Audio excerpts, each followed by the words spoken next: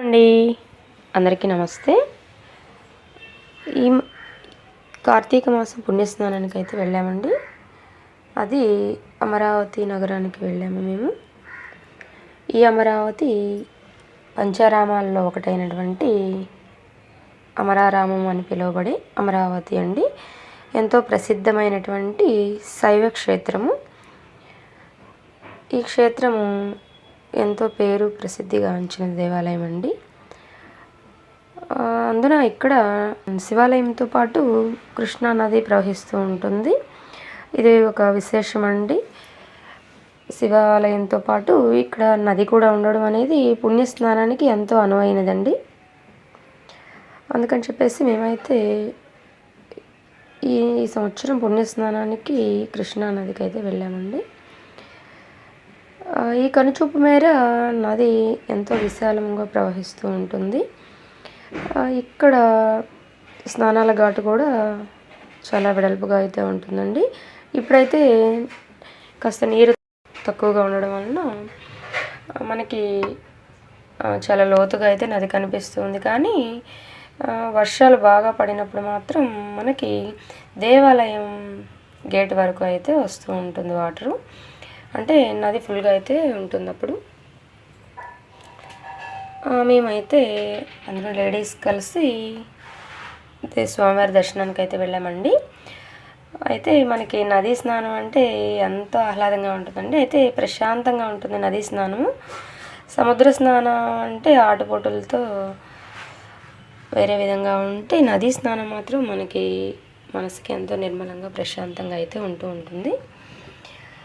అయితే మేము నదీ స్నానం చేసి స్నానానంతరం దీపారాధన చేసుకొని, ఎందుకంటే కార్తీక మాసం దీపారాధనకు ప్రసిద్ధమైంది కాబట్టి మేము దీపారాధన చేసుకొని స్వామివారి దర్శనానికి అయితే వెళ్ళాము. అయితే మేము ఈరోజు వేకువజామున అయితే దీపం అయితే పెట్టలేదండి.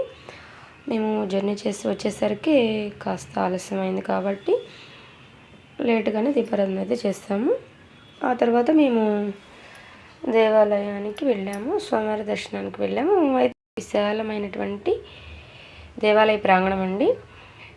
మేము వెళ్ళేటప్పటికీ అందరూ ఈ పెద్ద రావి చెట్టు వద్ద దీపారాధనలు అయితే చేస్తూ ఉన్నారు. ఇంతేకాక అటు ప్రక్కగా ఉసిరి చెట్టు కూడా ఉందండి. ఆ చెట్టు క్రింద కూడా చాలామంది దీపారాధన అయితే చేస్తూ ఉన్నారు.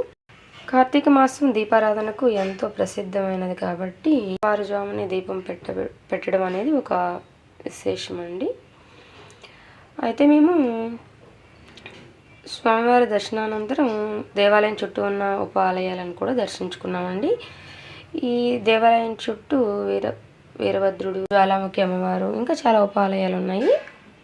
అయితే ఈ దర్శనం తర్వాత మేము కాస్త దూరంలో బాబావారి దేవాలయం అయితే ఉందండి. స్వామివారి దర్శనానికి వెళ్ళాము. అయితే మేము వెళ్ళేసరికి దేవాలయం అయితే క్లోజ్ చేసింది. అయితే ఈ దేవాలయంలో ఉన్నటువంటి ఈ ఆంజనేయ స్వామి దర్శనానికి చేసుకున్నాము. ఈ స్వామివారి ఎదురుగా ఆయన వాహనం అయినటువంటి ఒంటె కూడా ఉంటుందండి. ఆంజనేయ స్వామికి ఎదురుగానే ఈ ఒంటె వాహనం అయితే ఉంటుంది. కృష్ణా నది ఒడ్డున ఎంతో ఆహ్లాదకరమైనటువంటి ఈ వాతావరణంలో నదిని ఆనుకొని ఈ రెండు దేవాలయాలు అయితే ఉన్నాయండి. ఇక్కడ మనసుకు మనకి ఎంతో ప్రశాంతంగా ఉంటుంది. స్వామివారి దర్శనానంతరం మేము ఈ ఆంజనేయ స్వామి దర్శనానికి అయితే వచ్చాము. అయితే మాకు బాబావారి దర్శనం అయితే మిస్ అయిపోయిందండి. చూస్తున్నారు కదండి అసలు ఇక్కడ ఎంత ప్రశాంతంగా ఉంటుందో. అయితే మనకి ఇక్కడ ఒక 6 కిలోమీటర్ దూరంలో బుద్ధుని దేవాలయం అయితే ఉందండి, బుద్ధ టెంపుల్. ఆ బుద్ధ టెంపుల్కి లాస్ట్ టైం మనకి దలై లామా గారు వచ్చి ఓపెనింగ్ అయితే చేసి ఉన్నారు.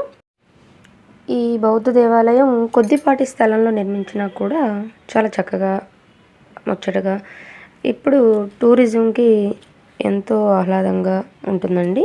అయితే మనకి ఈ శివాలయంలో అన్నప్రసాదం అయితే దొరుకుతూ ఉంటుంది.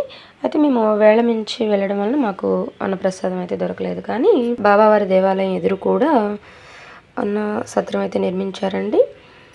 ఇక్కడ అన్నదానం స్వీకరించి ఎవరికి తోచినంత వారు విరాళాలు అయితే ఇస్తూ ఉంటారు.